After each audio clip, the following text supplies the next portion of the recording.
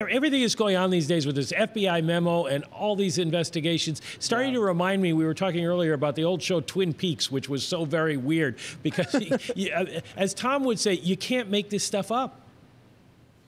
Can't make it up. They rip up the script every morning. Look, the fallout continuing against Democrats and Republicans on what has really been the latest quasi-political saga with regards to the Mueller probe. And this is, of course, the Republican pressure to release this memo. Now, late last evening, Reuters first reporting about the allegations coming from Democrats that this memo was actually edited by Devin Nunes, the Republican congressman who was really driving the efforts to release this memo. Now, on the flip side of that, Republicans gathered here today in West Virginia for their retreat, really pushing again for the transparency of this, that they feel it ought to be released. Regardless, if you're outside of Washington and trying to figure out what exactly this means, it's the latest politicization, so to speak, of this Russia investigation.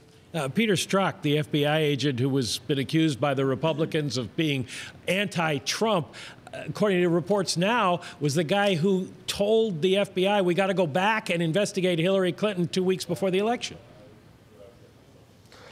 Yeah, it's like a revolving door of a cast of characters in which 1 second it works for them and the next it doesn't. Look, the bottom line is that for all intents and purposes, it looks like the momentum, particularly being driven by the White House, including President Trump, as well as Republican leadership, is that they are headed to releasing this memo. We could see it expected as early as today. Now, yesterday, public statements coming out that there was some chatter it could be released yesterday.